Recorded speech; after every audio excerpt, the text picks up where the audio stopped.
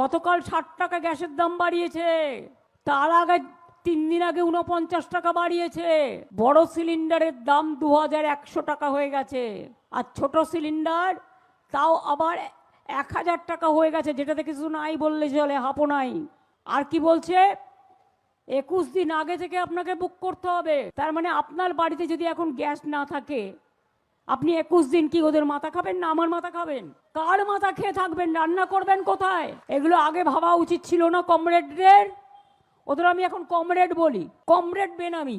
Comrade আগে বোঝা উচিত ছিল না? কমরেড শব্দটাকে আমি শ্রদ্ধা করি, বাট বেনামি কমরেডদের নয়। তাদের জিজ্ঞেস করি আগে কি করছিলেন? ঘুমোচ্ছিলেন না উপহার নিয়ে বেড়াচ্ছিলেন? গলায় মালা পরে বেড়াচ্ছিলেন দেশকে বেচে দিয়ে? আজকে মনে পড়লো যার ঘরে গ্যাস নেই তাকে 21 দিন অপেক্ষা করতে হবে। রান্নাটা তাহলে আপনি করে দিয়ে যাবেন, হোম ডেলিভারি আপনি করে দিয়ে যাবেন। কেরোসিনও তো নেই যে স্টোভ জ্বালাবে, কেরোসিনও তো কোটা কমিয়ে দিয়েছেন, বন্ধ করে দিয়েছেন প্রায়। তো লোকে খাবেটা কি? মাথা চিবোবে?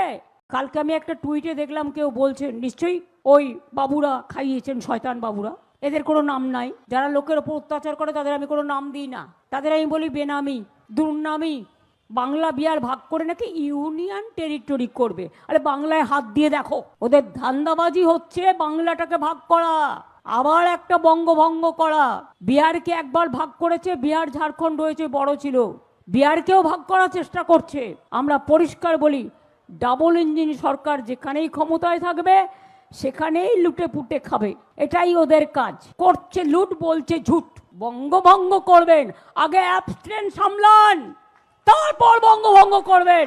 এইসবের জন্যই ভোট কাটার প্ল্যান, বঙ্গভঙ্গ করার জন্য ভোট কাটার প্ল্যান। আর মানুষ যাতে প্রতিবাদ করতে না পারে তাই মানুষের প্রতিবাদ করার কণ্ঠ স্তব্ধ করার প্ল্যান। মনে রাখবেন, যত আঘাত করবেন প্রত্যাঘাত তত সহ্য করতে হবে। যাদের 2002-এ নাম ছিল তার বাবা মায়ের, তাদের ডকুমেন্ট আছে, এভরি ডকুমেন্টস জমা দেবার পরেও যখন ইয়ারোরা ফাইনাল করলো, তারপরেও দিল্লি থেকে বসে বিজেপির কথায় এই ভ্যানিশ কুমার, যিনি আগামী দিন হবে ফিনিশ কুমার, তিনি অবভিয়াসলি ফর পলিটিক্যাল রিজন, আর কত চাই আমি জানি না, তার তো সবাই আইপিএস নয়, আইএস নয়, ডিএম নয়, এসপি নয়, আইআরএস, পুরো সংসারটাকে গুছিয়ে নিয়েছে। নিয়ে বিজেপি বলেছিল যে কথা, যে 1,30,00,000 থেকে 1,50,00,000 বাদ দেবো, 1,30,35,00,000 লোককে বাদ দিয়েছে এবং লিস্টটা তৈরি করেছে। আমি গ্যারেন্টি নিয়ে বলছি বিজেপি পার্টি অফিস। মেয়েরা বিয়ে করলে যখন শ্বশুরবাড়ি যায় অটোমেটিক্যালি অনেকে দুটো পদবিও রাখে, আবার অনেকে নিজের শ্বশুরবাড়ির টাইটেলটাকে গ্রহণ করে এবং তাদের বাড়ি শিফট করতে হয়, ফলে তাদের রেসিডেন্সিয়াল অ্যাড্রেসটা চেঞ্জ হয়ে যায়। তারা সবাই বাদ। Anti women, this Narendra Modi আর Amit Shah and BJP is anti women and vanish Kumar also. And এখানে যেটা আছে সেটার নাম না বলাই ভালো। এখানে দুটো আছে, মধুবিধু দুই ভাই, ভোট শুধু কাটি কাটি চাই।